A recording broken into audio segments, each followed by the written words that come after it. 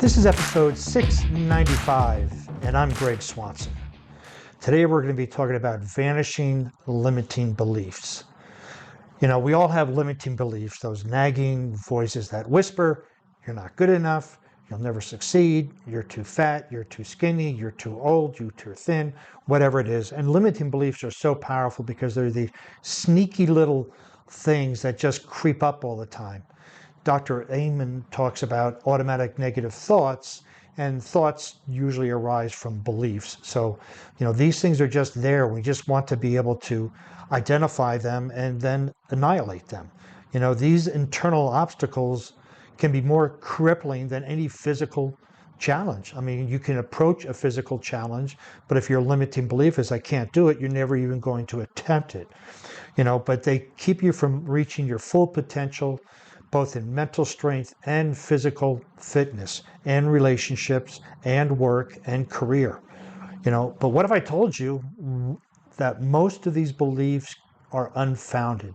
Just because you think a thought, it doesn't mean it's true. Just because you have a thought, it doesn't mean it's real. Right? I had a big conversation with a client recently about the stories we tell ourselves. The stories we tell ourselves are based in beliefs, whether empowering or limiting. And the stories we tell manifest in our life. So we are completely creating the story we're going to live from today to tomorrow to the next day by the story we are telling ourselves and others. And these stories are all based on beliefs. We can have empowering beliefs and we can have limiting beliefs. So imagine how much more you could accomplish if you learn to annihilate and banish these limiting beliefs, breaking through barriers and achieving level of resilience and mental strength you never thought possible. So according to studies, about 70% or more of people admit to having limiting beliefs that impact their success. And if you look at it, if I asked you, what do you want in fitness? What do you want in a career? What do you want in a relationship? And you tell me what you want, and I ask, why don't you have it? There's a 70% chance of the reason you give is based on a limiting belief. So by addressing these mental blocks, you can transform your mindset and develop the grit needed to reach new heights in life, fitness, finances, and relationships. So let's take a closer look at these limiting beliefs and maybe how we can get rid of them. So what are limiting beliefs and why do they matter? Let's start there. If this is new to your podcast, or if you are new to my podcast, this might be the first time that you're listening to me about limiting beliefs. If you've been listening to this for some time, thank you.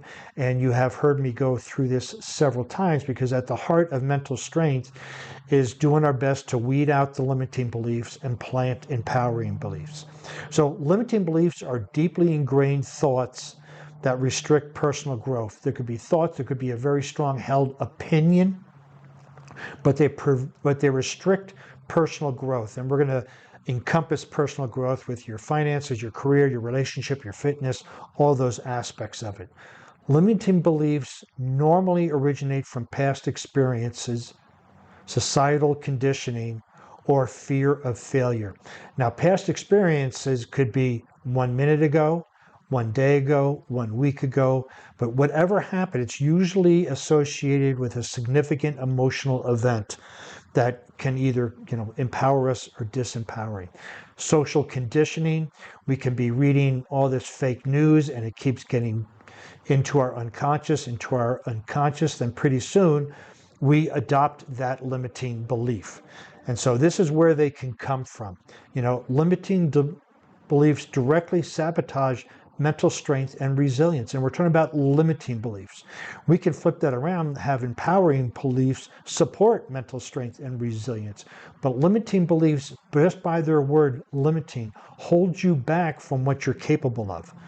So mindset impacts your performance. It impacts your performance at work, with your relationships, with fitness, with nutrition, with any of it. So that mindset is composed of limiting beliefs. So let's take a look at identifying your limiting beliefs. What are they? And again, one of the ways we can explore it is say, what do you want in fitness? What do you want in relationships? What do you want? And then describe what you want, and then answer the question, why don't I have it? And that answer will be the tip of the iceberg for a limiting belief. And this is one of the best ways that you can investigate them.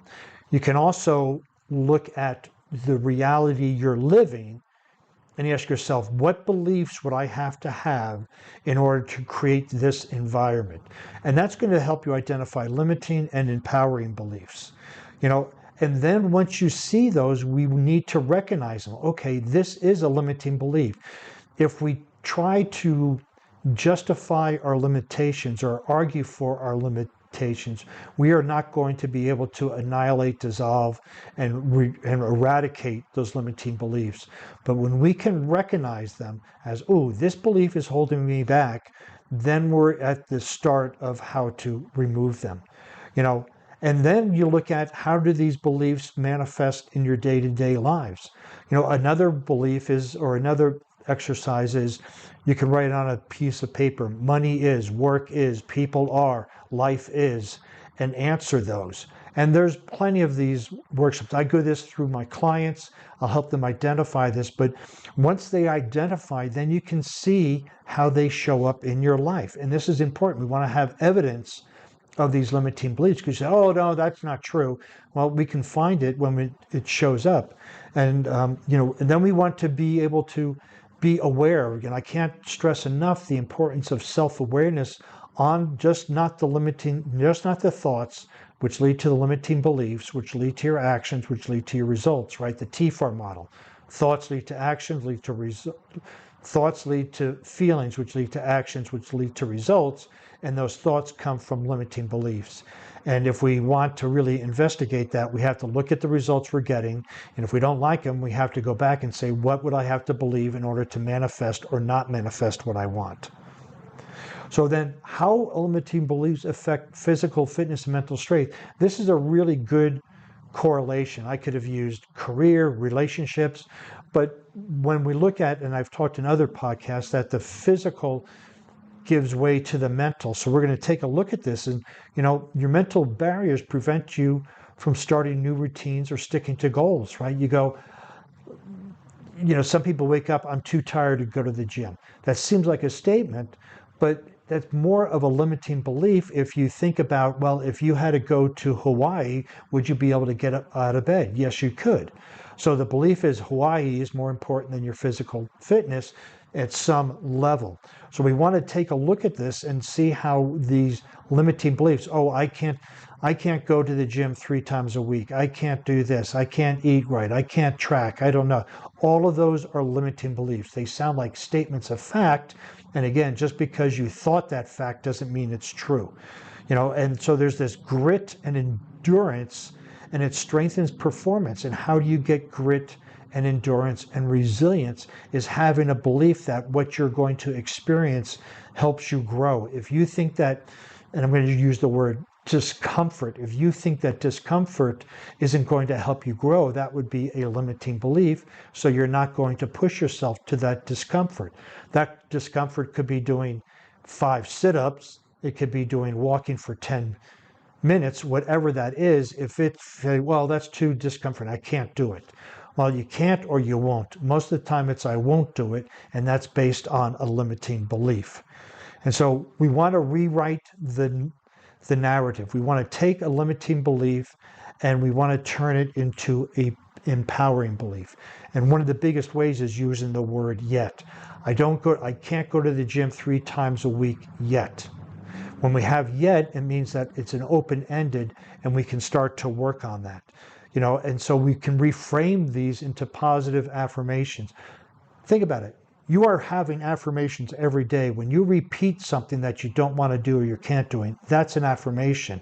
And so we want to say, I have the motivation to go to the gym at least once this week. I aspire, I know that I am worth more than I'm paid. And that will give you the motivation and inspiration to go ask for a raise. But a coach can really help you with rewriting that narrative. And that narrative is the story you're telling yourself. It's chock full of mild limiting beliefs, big limiting beliefs, and even some empowering beliefs. And what we want to do is dissect that story and see if that story is helping you create the life you want. And if the story is holding you back, then we need to change the narrative. And coaching can help you. I help a lot of my clients change their narrative, and their life changes around immediately. You have other coaches out there that you can work with as well. But, actionable advice. So we can look at visualization techniques, practicing gratitude, reshaping the mind.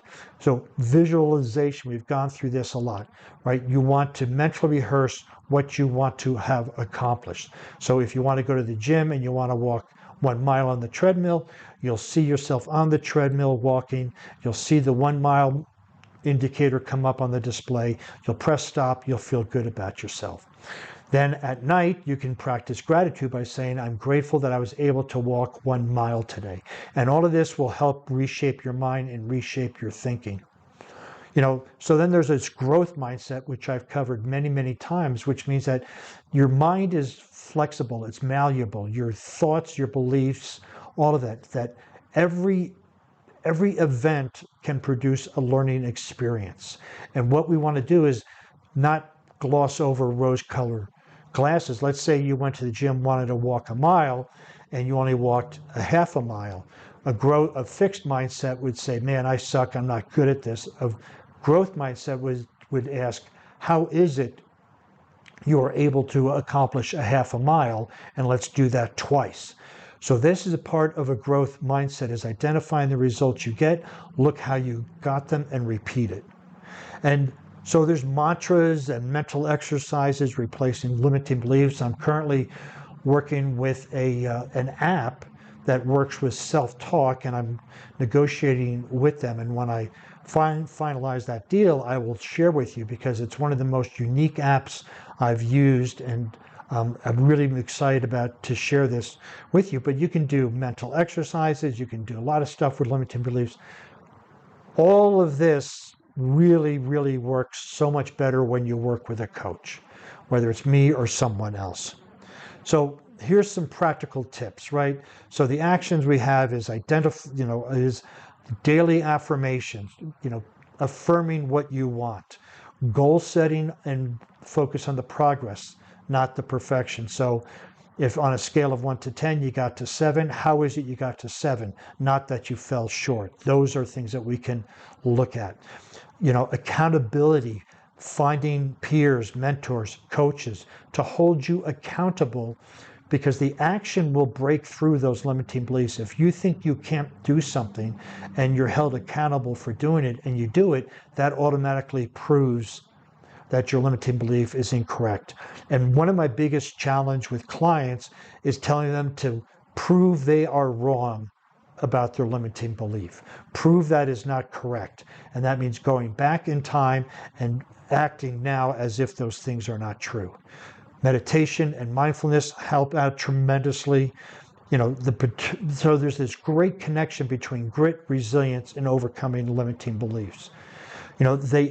These grit and resilience emphasize their role in personal development, right? Grit is you keep going when it gets tough. Resilience is when there's an obstacle in your way, you work around it, right? And overcoming limiting beliefs is a vital step in developing resilience and mental toughness, because we want to look at that limiting belief as if it is an obstacle, and we want to build the grit and resilience to work our way through it.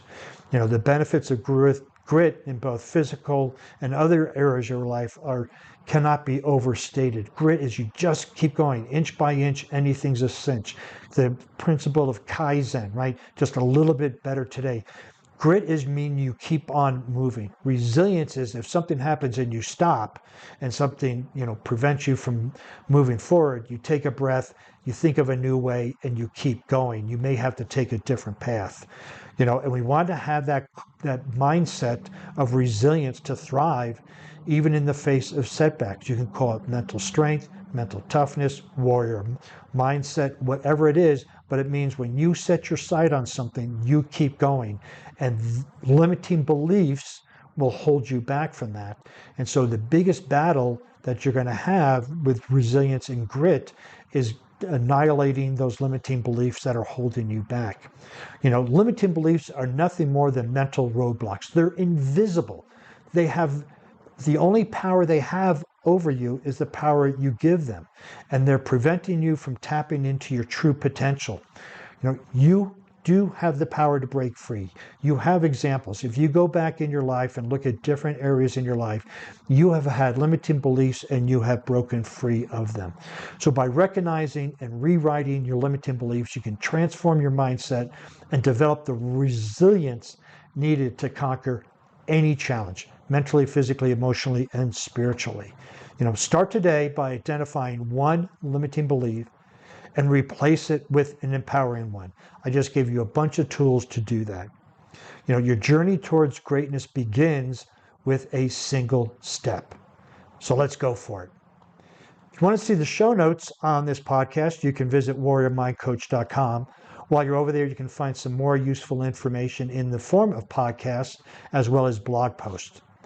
Since you'll be on the internet, please follow me on LinkedIn, Facebook, Instagram, and Pinterest under Warrior Mind Coach.